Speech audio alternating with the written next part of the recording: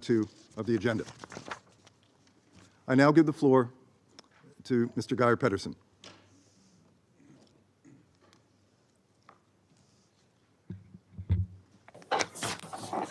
Thank you, Mr. President. In the last week, we have seen dramatic shifts in front lines in Syria, radically altering a status quo that had been largely in place well over 4 years. The situation is extremely fluid and dangerous. But as I brief you today, a vast swath of territory has come under the control of non-state actors, including Security Council-listed terrorist group Hayat Tahrir al-Sham and armed opposition groups, including the Syrian National Army.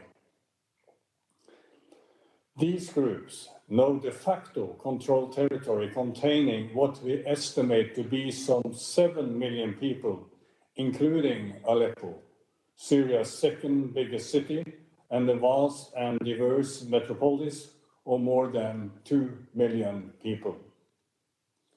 On 27 November, the al-Fatah al-Malbeen Joint Operation Rooms, a coalition containing both HTS and armed opposition groups, launched a ground operation with drone cover across agreed de-escalation lines, taking de facto control of almost the entirety of Aleppo and Idlib governorates. Syrian government forces have since recruited and established defensive lines in Hama, repelling some fighters. But as I speak to you this afternoon, these are being severely tested, with HTS and armed opposition groups gaining ground today, advancing very close to Hama, a major city of some 1 million people. Pro-government airstrikes have intensified in recent days, with reports of strikes on both military and civilian targets, including civilian infrastructure, such as hospitals, causing civilian casualties. As HTS and armed opposition groups have advanced, they have fired barrages of drones and rockets, with reports of civilian casualties as a result in Aleppo and also in Hama. Meanwhile, we have seen violence erupt on the second axis, with the opposition Syrian National Army launching an operation on 30th November on Tal Rifat, a pocket north of Aleppo city, under the facto control of SDF-affiliated forces. In response, SDF forces in northeast Syria moved rapidly to connect with these pockets. The SNA has now largely defeated these forces in these areas, with a large-scale evacuation of fighters and tens of thousands of civilians to northeast Syria. In addition, the potential for conflict on other axes remain alive. This morning, the SDF took 7 villages previously under the control of government forces in Deir ez-Zor, citing an imminent ISIL threat, reportedly with military support from US-led international coalition. There has been increased frontline hostilities between the SNA and SDF in areas of the northeast, with reports of escalating tensions as we speak near Menbir now. Israeli airstrikes hit the Syrian-Lebanese border this week, as well as Damascus today. Mr. President, the Syrian government has said the terrorist attacks pose grave dangers to Syria's sovereignty, unity, and territorial integrity, to regional security, and to the international community. It has stated its intention to combat terrorism and restore all Syrian territories to its control. Russia and Iran have expressed their support, saying the attacks are a violation of Astana agreements and also blaming external forces. The Syrian opposition and affiliated institutions initially framed the operation as deterring what they said was escalating attacks by Syrian government forces on civilians and enabling the return of the displaced. Statements since have said the operation will continue until the government engages in the political process to implement the Resolution 2254 and announced intentions to seize territory from the Syrian government and the SDF. Turkey has characterized events as a response to repeated violation of the Astana agreements, stating it is not involved in current clashes. Turkey has said these events show that Damascus was reconciled with both its people and the legitimate political opposition in Syria. The United States, which has forces on the ground in eastern Syria, has said it has nothing to do with the offensive, calling for de-escalation and a credible UN-led political process. Mr. President, let me stress, the situation is in flux, and it is very early days with an unclear information environment.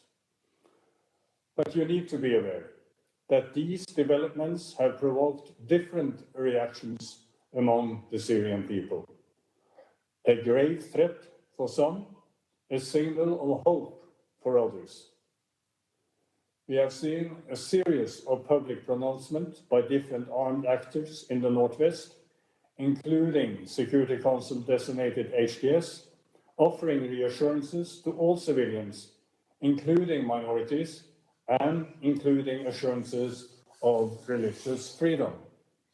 In the last 3 days, we have seen some media reports of civilians in Aleppo continuing their normal lives, for instance, with churches holding services this weekend. But, Mr. President, at the same time, some civilian and minority voices have expressed to us despair and fear about what it would mean over time for these areas to come under the control of armed factions that include a Security Council-listed terrorist group. Some women leaders have expressed particular fears or concerns and are seeking reassurances. There are reports of services resuming in Aleppo, but there are also fears about what it will mean for service delivery if designated entities oversee the facto administrative arrangements in a city of 2 million people. This is particularly concerning, and therefore it will be important that this Council renew the relevant provisions of the Humanitarian carve-out in Security Council Resolution 2664. I hope all of those with influence can address these issues. Mr. President, there are videos and testimonies of detainees, men and women, being released from detention centers, including some who say they were detained for over a decade. But equally, there have been videos of large-scale detention of prisoners of war by HTS and armed opposition groups. There are signs of many displaced persons from inside and outside Syria returning to their homes for the first time in years, or even a decade. But equally, tens of thousands have already been displaced, some by airstrikes, some by increased hostilities, and some by shifts in control.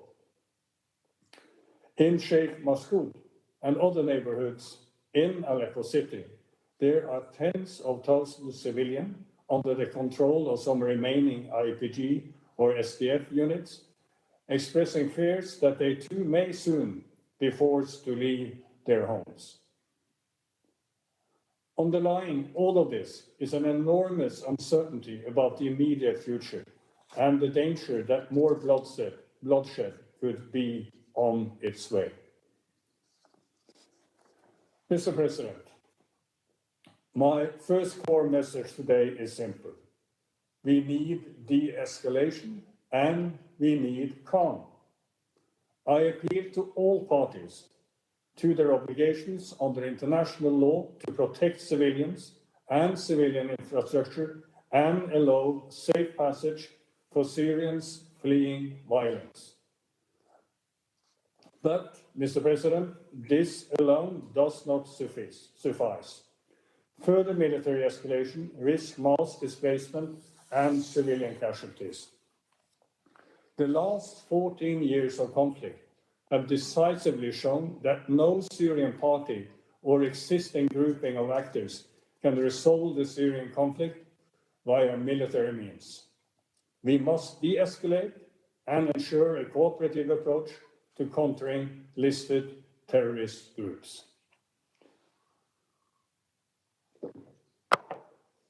Excuse me. But, and this is my second core message, de-escalation needs to be accompanied by a credible political horizon for the Syrian people. For almost half a decade, we saw frontlines frozen and violence often elevated but somewhat contained due to a patchwork of ceasefire arrangements agreed between international actors in 2019 and 2020. This was positive.